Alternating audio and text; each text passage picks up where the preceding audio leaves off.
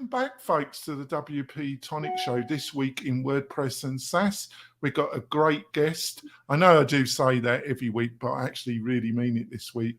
We got Artur, and he's from Extendify. It's a really, I don't quite know to explain what it is. It's much more than a plugin, but I'm going to let Artur do that. We're going to be talking about the problems with an open source platform like WordPress when it comes to onboarding. Can some of the problems that are linked to some of the inherent strengths of WordPress that lead to inconsistent UX design be overcome or improved? It's going to be a fascinating discussion. Before we go into the main meat and potato of it, I've got a couple messages from our major sponsors. We'll be back in a few moments, folks. This podcast episode is brought to you by Lifter LMS, the leading learning management system solution for WordPress. If you or your client are creating any kind of online course, training-based membership website, or any type of e-learning project, Lifter LMS is the most secure, stable, well-supported solution on the market. Go to lifterlms.com and save 20% at checkout with coupon code podcast20. That's podcast20. Enjoy the rest of your show. Coming back. So I'm going to let Artur introduce himself. So Artur, maybe you can give us a quick background about yourself, about Extendify, and what led you to, with your co-founder, what led to you starting Extendify? Yeah, definitely. Yeah, thanks for having me, Jonathan. It's funny. I've had you in my ear for years now through the podcast. I want to apologize about that. No, Artur. and it's funny. I've spent many walks with my dog, listening to the WP-Tonic podcast, and because of everything going on in the world, we haven't really had a chance to spend time together. And then finally this year, we got to catch up a bit in Portugal and then in San Diego, and that's pretty cool. It's been really nice to actually get to spend some time together and trade notes, and I look forward to more of that in the coming years. But yeah, thanks for having me. So I'm Artur Grabowski. If folks have seen the spelling of my name, it's Artur, but I go by Artur because that makes it easier for everyone. And I am, in the grand scheme of things, newer to the WordPress ecosystem than lots of the folks that I work with here. And I think that's been really a big advantage. And that's something that I've leaned into also in taking some perspectives from outside of the ecosystem and trying to introduce them here and figure out how we can leverage all the awesome work people are doing in the software world outside of WordPress and bring some of that in here as well. And so I, kind of going way back, I started out on the software development front in both kind of a research setting and then in a more traditional kind of Silicon Valley startup setting, and then pivoted towards more of the business world, where I spent a bulk of my career at companies like Adobe. So lots of folks know Adobe for the creative tools, the Photoshop and Illustrator, and that. There's also a large enterprise marketing product part of that business. And so my team was involved in building a lot of those through a variety of acquisitions and investments, and bringing together some multi-billion-dollar businesses there, which was a really fun set of projects to work on. And then I really came into the WordPress ecosystem when I joined Automattic, and my co-founder, Chris Lubkert, and I joined Automattic around the same time, and really got to spend time on everything sort of related to how does WordPress and Automattic grow across its businesses, whether that's WordPress.com, WordPress VIP, Jetpack, WooCommerce. And it was a really cool opportunity to spend time with that team, with Matt, and really dive deep into this amazing ecosystem that all of us know so well, and where there are strengths and weaknesses and opportunities. And in particular, what was interesting to me was coming in and seeing work around Gutenberg, which we can talk more about Gutenberg, but coming from Adobe, we had spent a lot of time thinking about what does the future of web editing, web authoring look like? And we saw from our own tools and everyone else's tools that block-based editing is really where things were headed. And so when I saw Gutenberg, I was super excited about it. There's lots of folks that have been in the ecosystem for a long time, have various opinions about the product side of things and the rollout of it, et cetera. But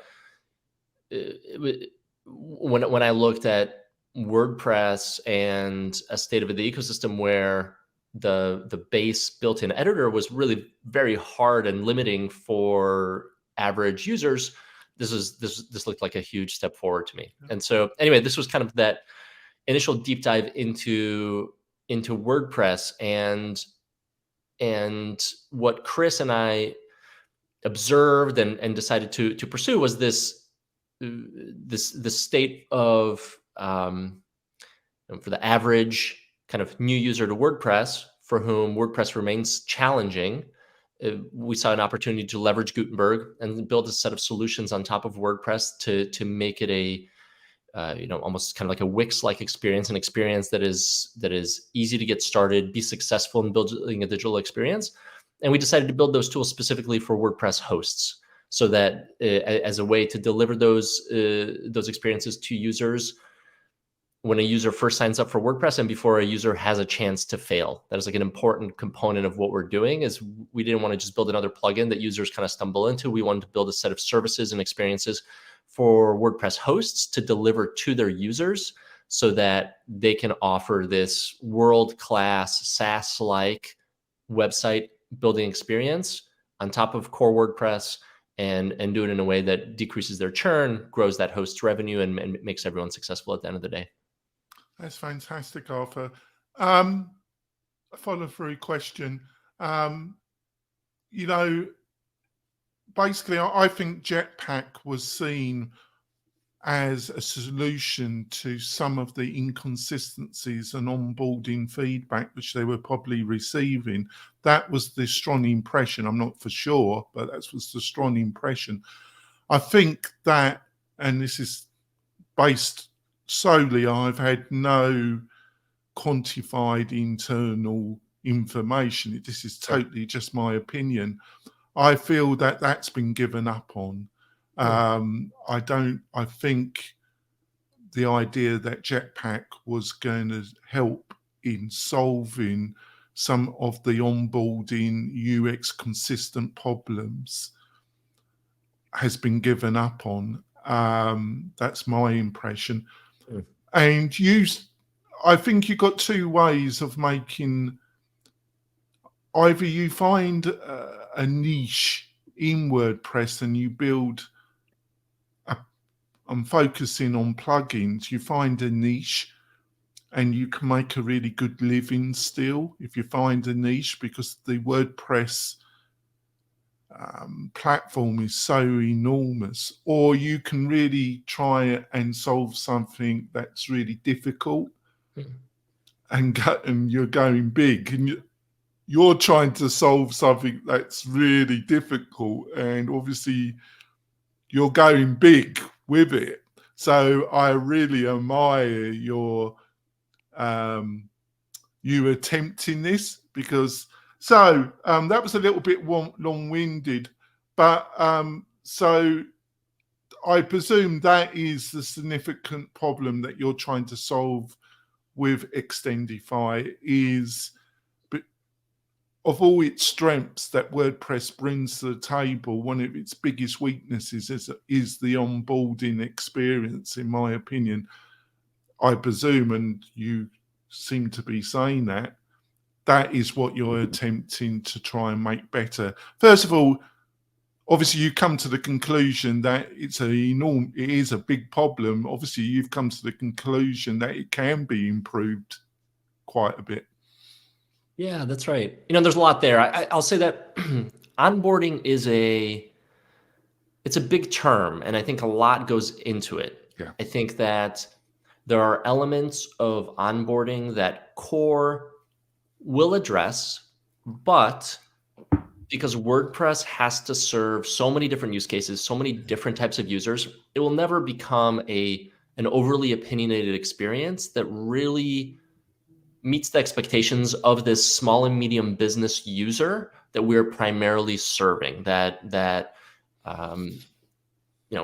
business that is creating a website for its yoga studio or a law firm or a manufacturing business. It needs that website to kind of help them really create a compelling experience. There are elements of that core will never do.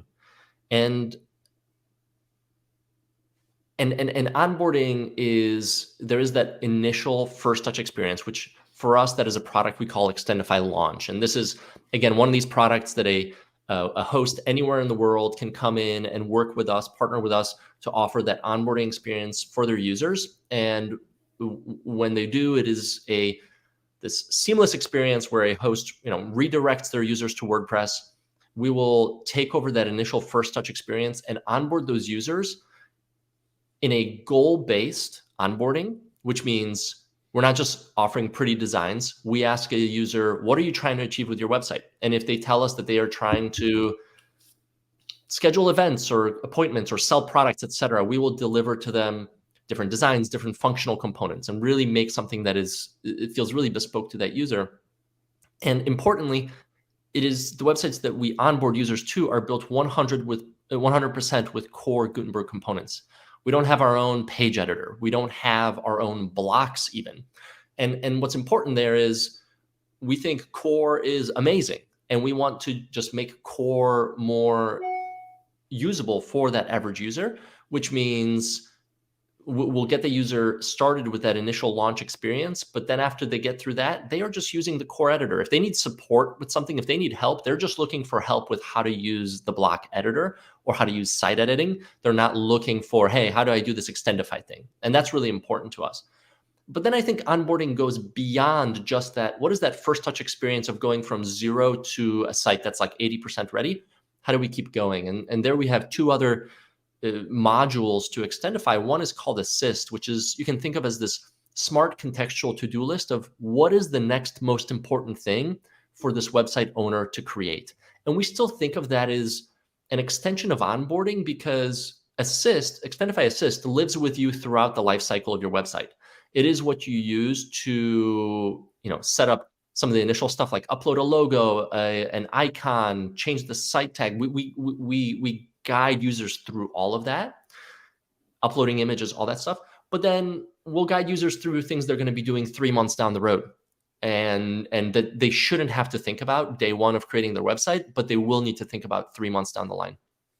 So that's kind of a second module. And the third module that we're offering to users now is the Extendify library. This is actually the one piece of Extendify a user can find on their own through the .org repo of plugins. Everything else I've talked about is really delivered through a partnership with hosts. But the library, the free version of the library, is something someone can download on their own. And it is a library of pre-configured patterns and templates using, again, only core blocks. And it's done in this really cool way where we show the library, we show these designs to users pre-rendered using or rendered live using their theme and styling decisions on their website. So what they see in the library reflects all of the colors and typography and all the other decisions they've made on their website. So it looks like a very personalized experience for them. And so I say all that again to go back to this idea of onboarding for us goes beyond the first 5 minutes of getting started with WordPress. We cover that, and we do that really well. We do it in a cool way that no one else in the world has done, and it leverages all the sort of latest and greatest of core Gutenberg. But we continue to live with that user and guide them along the way throughout that life cycle so that they don't fail on day 3 or day 5 or day 7, that they keep going, they're successful, they build a larger website, they're spending more on their website so that the host partners that we work with are able to grow their businesses and everyone's happy and everyone succeeds together.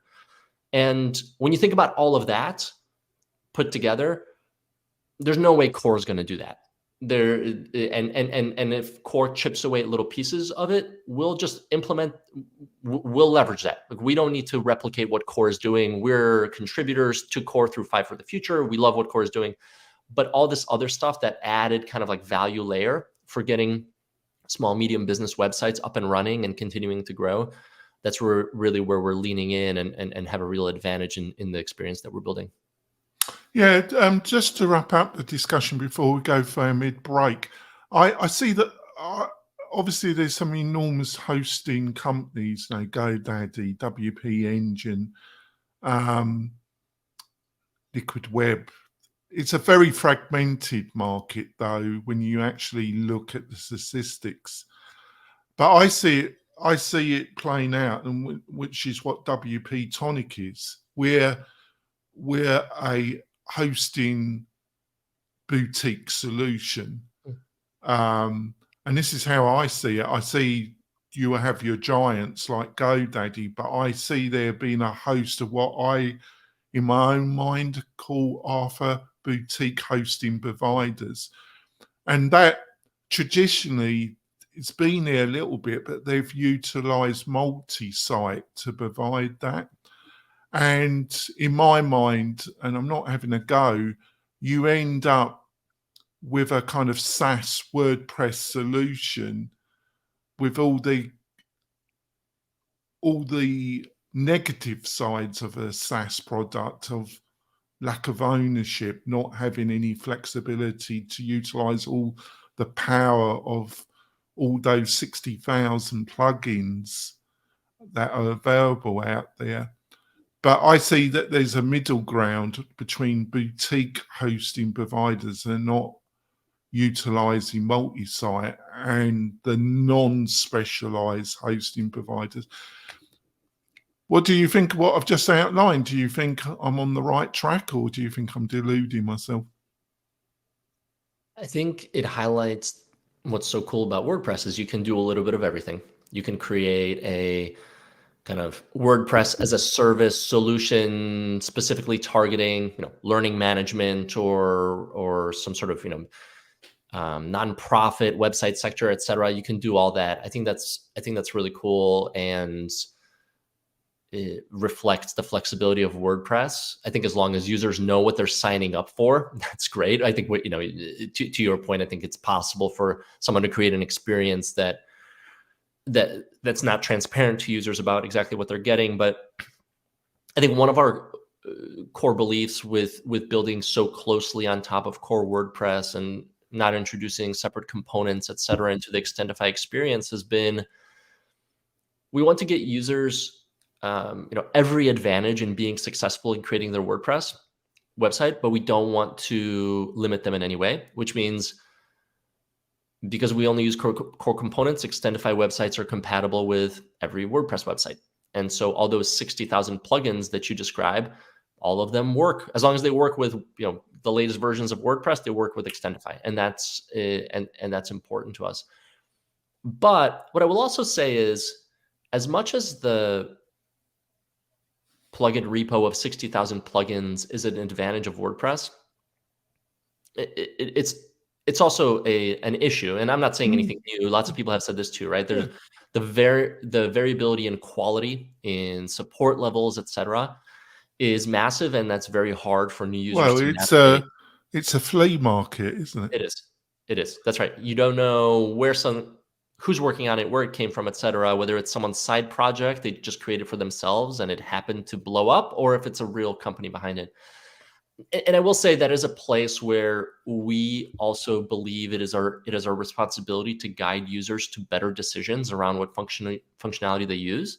And so someone uses Extendify, they can use any plugin they want in the repo, but we will also help them make some decisions along the way to make sure that they are using products that we know are supported, are backed by real teams, where the code is sound. And we do so in a way, though, that is goal-oriented.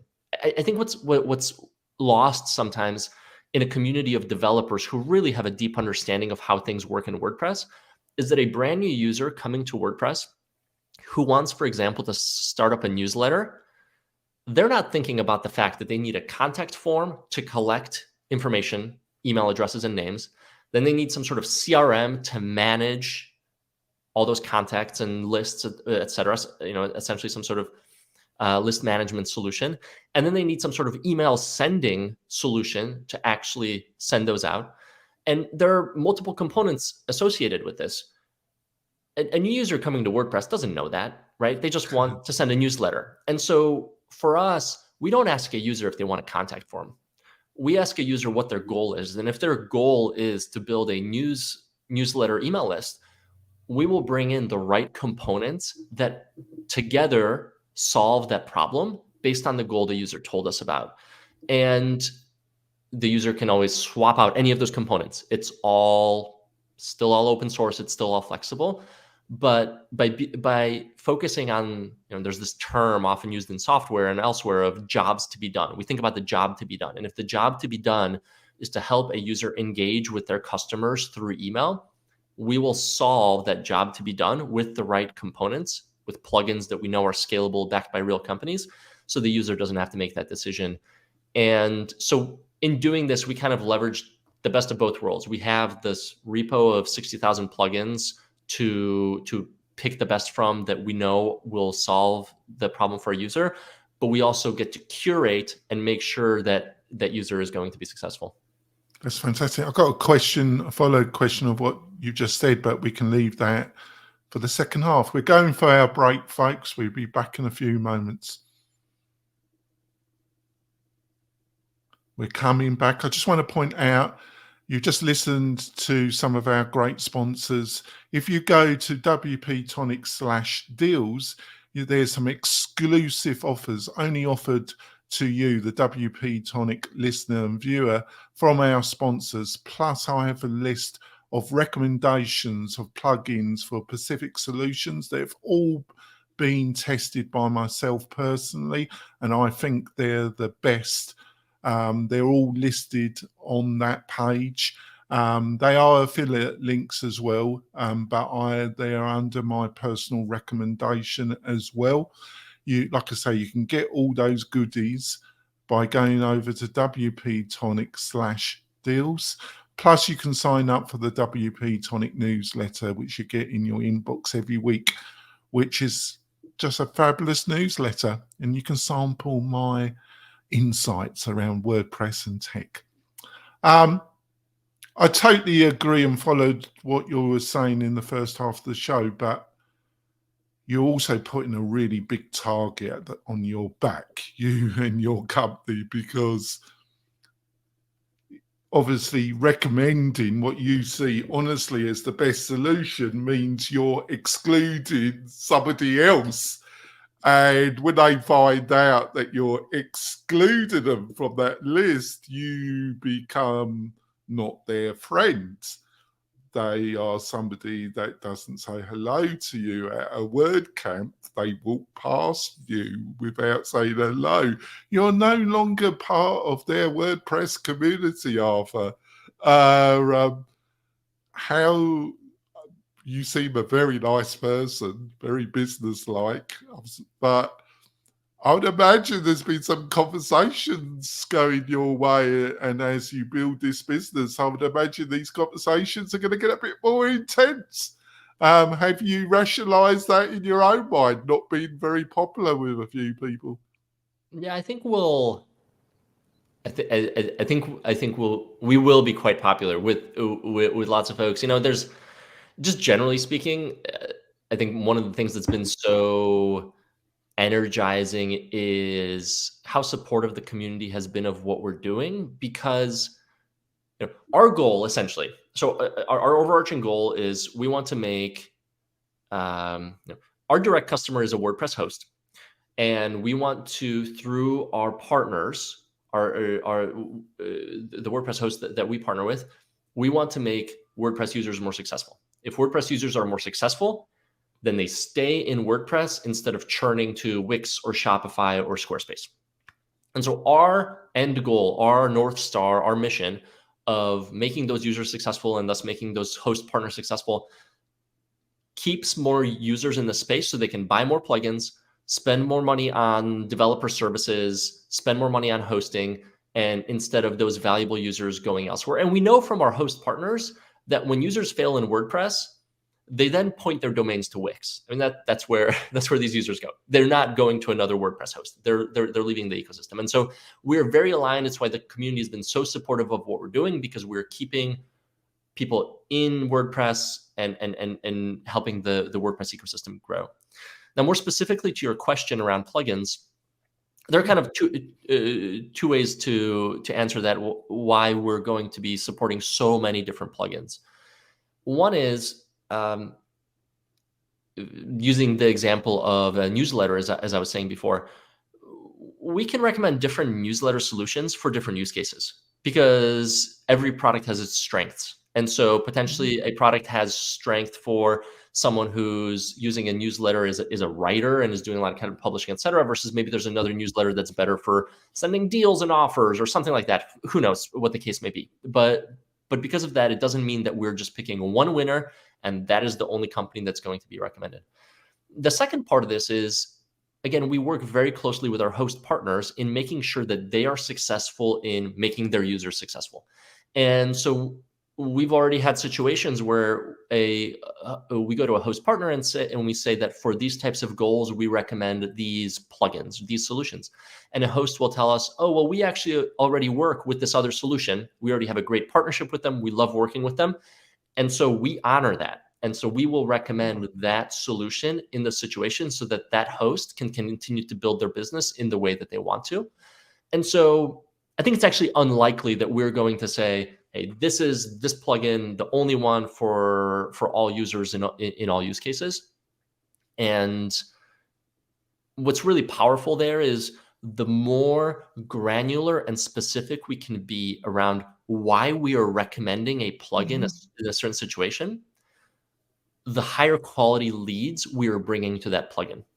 Because if we bring some whatever plugin, we keep talking about newsletters, some newsletter plugin to a user, because they specifically told us they're in an industry and they have a goal and they have certain, they've made certain decisions that we believe make them a really good fit for that plugin. That is an extremely valuable user that we are bringing to that plugin developer, a user that is highly, highly qualified versus someone that just stumbled upon this plugin because they saw it on some listicle somewhere on the internet. Like, this is an extremely qualified lead that has told us specifically this is what they want.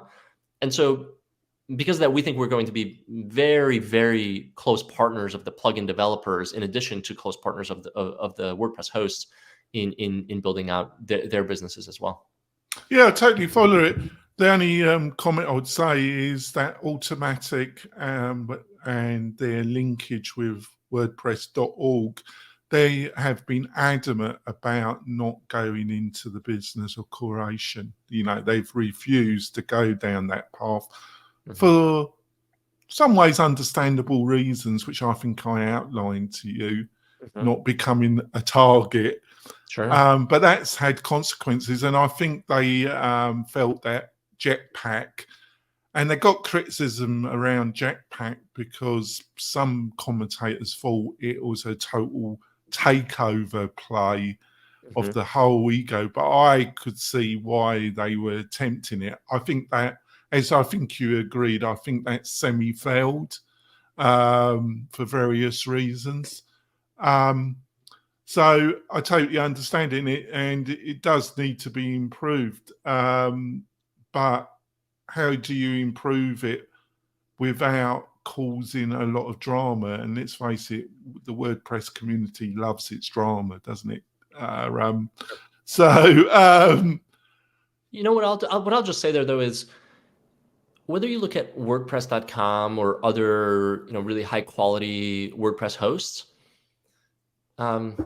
they've attempted elements of this themselves. Yes. Now, what you run into in most cases with most hosts is they're not software companies, they are infrastructure companies. And so they try to build some sort of experience layer on top of WordPress, and it's not successful. And I mean, I think we can all think of examples where some WordPress host has created 3 or 5 iterations of some experience like this, and they keep moving on to the next iteration because it's really hard.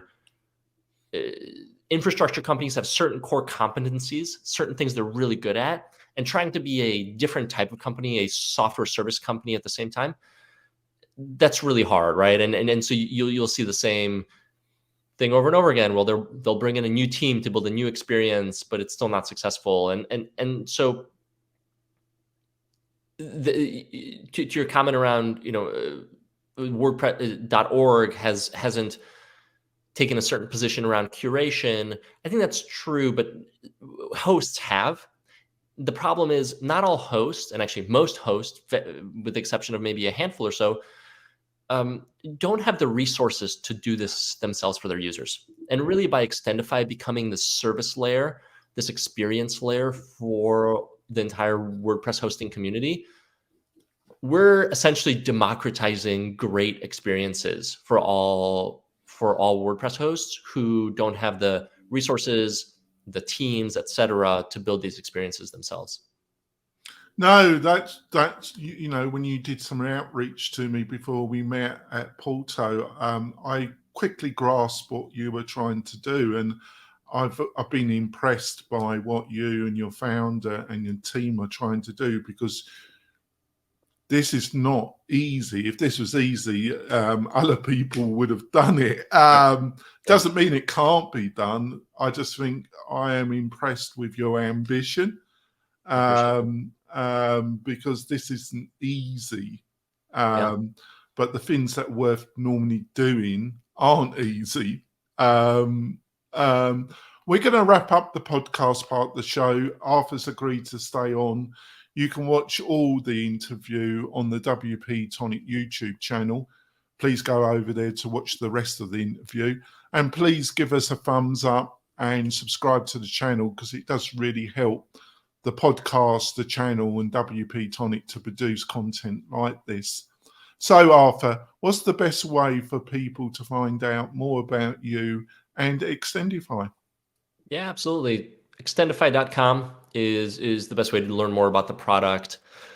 Extendify Inc. on Twitter is also a good way to keep up with us. And I love chatting with folks in the WordPress ecosystem. I mean, certainly hosts, that's where we're spending a ton of our time, but also product developers or anyone else in the ecosystem. Artur@extendify.com. Feel free to reach out to me, and we'd love to chat. That's great. Like I say, we're going to wrap up the podcast part of the show. We're not going to have a show next week because it's Thanksgiving, but we've got some fantastic guests in December and in the new year. Please join us. We'll see you soon, folks. Bye. So on to the bonus content. I think like I say, in the podcast part of the show, what you're attempting to do is not easy, but it definitely does. And I think, so you've been obviously talking to a lot of hosting providers over the past year, I would imagine. Sure. I'm not asking you to give specifics, but do you think, where are you in a very broad sense? Do you think you're starting to get some traction with some of these hosting providers that you'll be able to that will be publicly utilizing Extendify in 2023? Yeah, that's right. Yeah, so we've already had hosts offering Extendify. We're onboarding more new hosts as we speak, and we'll start. My guess is kind of in next year we'll start announcing more of these kind of just public kind of PR type announcements. As I think it's one of these cases where, well, part of it is startup plan and the resources that we have, and kind of we haven't had a huge social media presence, just staying focused on building product, but I think we'll increasingly do that. And one of the ways we're actually leaning into having more of a public presence is a new Extendify newsletter that we just started last month, specifically for just targeting hosting companies. There's a lot of great content already there for developers, for users, etc. But we feel like when we think about WordPress hosting companies, some of that content is relevant to them, but we want to create something that is 100% relevant just to hosting companies. So that's one way that we're reaching out to them, and we'll folks are interested, if you go to extendify.com, you can kind of towards the bottom of the page, you can find the newsletter sign up, and we think that'll be a great way for us to engage with users. But yeah, it's been super, it's a great feeling to watch users onboarding with Extendify, building their sites with Extendify, and we're excited for much more of that in the new year. And anyway, more announcements to come alongside that. Right, yeah. So you don't mind me asking, what is the size of the company? Is it a US-based limited liability company? And if you don't mind me asking, how many people work for it? And is it bootstrapped, or have you obtained external investment? Yeah, so we are a US-based C corp. I mean, that's sort of the legal structure of it. But our team is distributed. We don't have an office. We are around the world. We're right around 10 people now, and pretty much just product. We don't have sort of separate kind of like marketing function or anything like that. It's really just product kind of engineering, design, etc. And we are a venture-backed company, so we have brought on what we think are both kind of world-class Silicon Valley venture investors that have really validated our approach and the scale of what we're pursuing here, but also super, super relevant investors within the community that are great sounding boards for us, that just have like a real ear, a finger on the pulse of what is going on and give us real honest feedback about the ecosystem. And so, I think a great example of that is Yoast and Mariki, best known for Yoast SEO, who are investors in Extendify and have such a depth and understanding of what's going on in this ecosystem, where they can give us some great feedback on some product stuff or when we're thinking about kind of distribution questions, et cetera. And so there is a real value in having folks who kind of have a vested interest and aren't just going to pat us on the back and say like, hey, you're doing a great job all the time. Like if they have real feedback about something, they'll give us that feedback because they really have a vested interest in us succeeding. And that's been great. That's given us freedom to bring on an amazing team to build lots of cool products. We're doing, working on things that no one's ever built before in the WordPress ecosystem. And that means we're solving a lot of problems all the time. We're hard kind of R&D problems, and having the kind of financial flexibility to do that is huge. Well, it's great. Rob Rowling of Tiny Seeds is a friend of mine, and not only does Tiny Seed, you get Rob and his team, but you get not just the money, but you get access to him, his advisors, mentors. That's right. I got just one I won't say negative, but obviously because you've obtained external funding, you probably had this question, obviously there's got to be an exit from this. People are going to say, well, why should we use Extendify if you're going to sell out to one of the major hosting providers? And we end up with one of our competitors owning Extendify. That's no good for us. I'm sure some people have said that to you. What's been your response? Yeah, that's right. I think it's a reasonable question. I'll kind of say two things. One, people think exit means you'll build a little product and little kind of lifestyle business, and you'll sell that to someone and you'll kind of move on. And I think that is what has historically happened a lot in the WordPress ecosystem. Is you have in the grand scheme of things, relatively modestly sized businesses that end up being sold. We are pursuing something that's not modest in size. The opportunity that we're pursuing is really large, and when you talk about really large ideas that you're pursuing, an exit isn't, flipping some business to some No. some business in your community. Going public is an exit, as an example, and Yes. is a path that companies will take once they reach a certain scale. The other thing that I'll say is we've made a very clear decision. We're not interested in ourselves providing any form of hosting.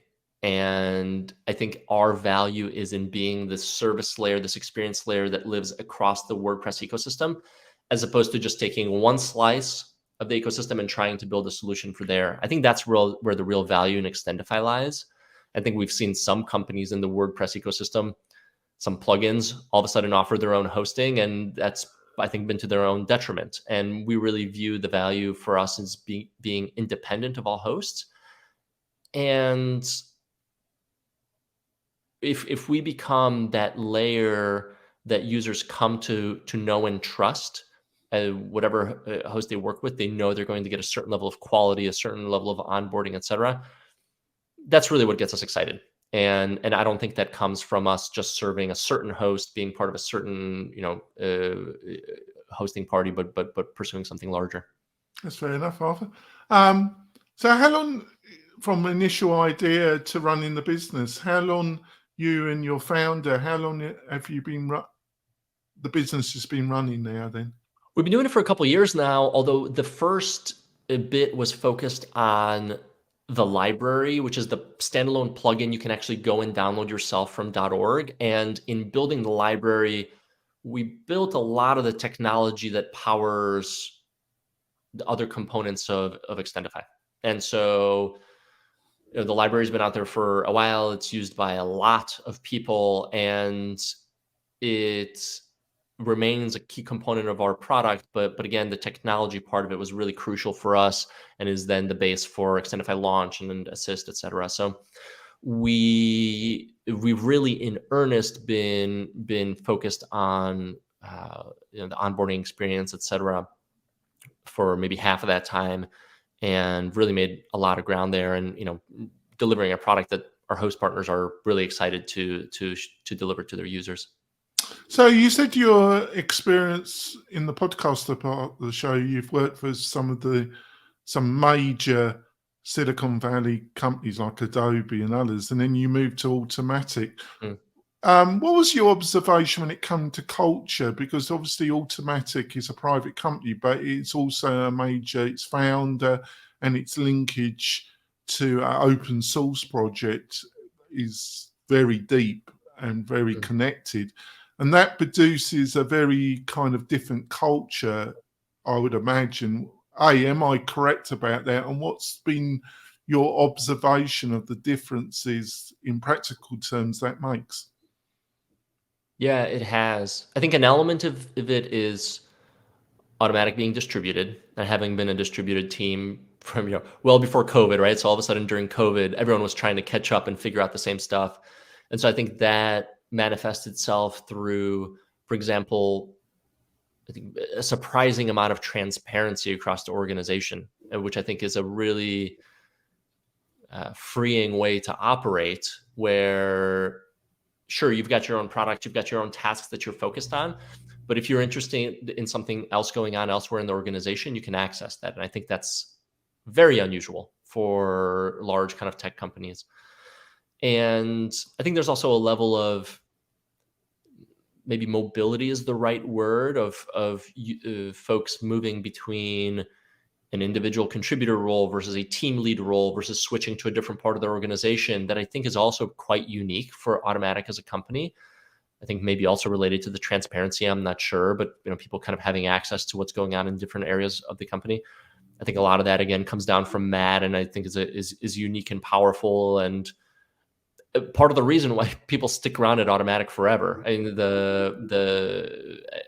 I don't know exact numbers or what it is now, but the average tenure of people working at Automattic was surprisingly long for a software company. I think I think a lot of people found a home there, and were really excited to work on stuff there. I mean, since I left Automattic, it's grown at least 100% in terms of headcount. So it's a much bigger organization now, but still, I'm sure a lot of those cultural elements are there. And I'd say we've modeled at least elements of the Extendify culture on that as well. A distributed team, Mhm. very transparent communication. We try to, discuss things in the open, so everyone on the team who has an idea or has input on that can share that. And I think a lot of that, at the end of the day, also comes back to the open source culture of you're doing stuff in the open on GitHub and people can see what you're doing. And I think that permeates many parts of the way people work at Automattic. Right. So you and your founder, your initial discussion thoughts thing, you've been at this probably for 3 years. So if you had a time machine and you could go back those 3 years and give yourself some advice, is there one or two things in this journey you would hope that would have been beneficial for you to know that would have helped in the progress and acceleration of this? I'm sure there's like a long list of specific tactical things that I wish that we had known. But I think the sort of macro point is, and something that we did reasonably well, I think, along the way, is just keep talking to people. Just whether it's a customer or potential partner or another product developer, just keep talking to people and just keep learning, hearing about what's going on, what other folks are doing, what problems people are having. We've learned so much that way. I mean, I love chatting, when you and I caught up at the WordCamps, right? I'm hearing what's going on in your world, and I can get more out of a 30 or 60-minute conversation than from days of plugging away at things on my own. And that's super powerful. I think we've done a reasonably good job of that. And I think has formed a lot of the decisions that we've made along the way, whether it's product decisions or go-to-market decisions, et cetera. So yeah, I'm sure there are tactical things I wish I'd known. I wish I'd known what Gutenberg would look like at the end of 2022 and how that would affect things like that. But realistically speaking, I think it is that asking questions, talking to people, that has really formed our journey. And the last question, are there any kind of books, online personality resources that you follow, the type of thing that if they publish a book or they have got a video, you just want to watch it because they've influenced your views of business and how you do business? Are there anything that comes to your mind, Arthur?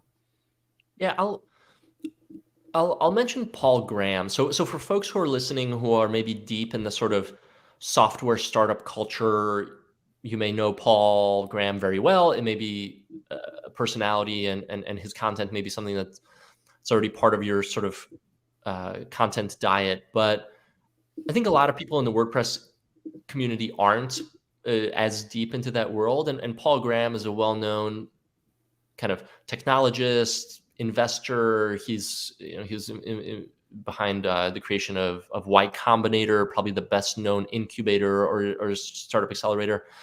And if you go to Paul's website, which, just as a quick aside, if you go to Paul Graham's website, I mean, it looks like a GeoCities website. It looks horrific. And it is a great example of, if you have really amazing content, then maybe it doesn't matter what your website looks like. He really has some killer stuff there. But not all of us are Paul Graham, and not all of us are going to write these timeless essays like he has. But if you go to the essays section of his website, again, it all looks like it cannot be of quality just from the presentation of it. It's so simple, so old school looking. But his essays are, I mean, almost timeless. He has essays on building businesses and on everything from, how to experiment, how to deal with, criticism, and from people as you're building your business. Some of them are kind of basic ideas and surface level, but when he talks about things like, hey, if you're like discussing a potential decision with your colleague and whatnot, if you just go do something, like, you will learn something. And and he kind of gives examples of how to implement that, et cetera. And some of these are pretty basic concepts, but this is a guy who's behind some really fantastically successful tech companies, and I think he has a lot of wisdom there. And I don't know how many essays he has, 100, 200 something. Some of them go back to the early 2000s probably. But I think if you just want to plug away at those and treat it almost as if it's a book and just kind of go through and slowly read those, I think that'd be a really valuable way to spend some time and get up to speed on concepts that in a lot of cases are probably relevant, whether you're building a software business or a services business or an infrastructure business or whatever the case may be. I think everyone can learn something from those essays. Thanks for that. That was a fantastic recommendation, and I'll make sure it's in the supporting show notes. Arthur, you've been a fantastic guest. Hopefully sometime in the new year in 2023, you will come back and we'll find out more about your progress, you and your team. Love to. I'm really supportive of what you're trying to do. You're taking on a major challenge, you and your team. But I think it's definitely, you're going to hopefully be successful. We're going to end it now, folks.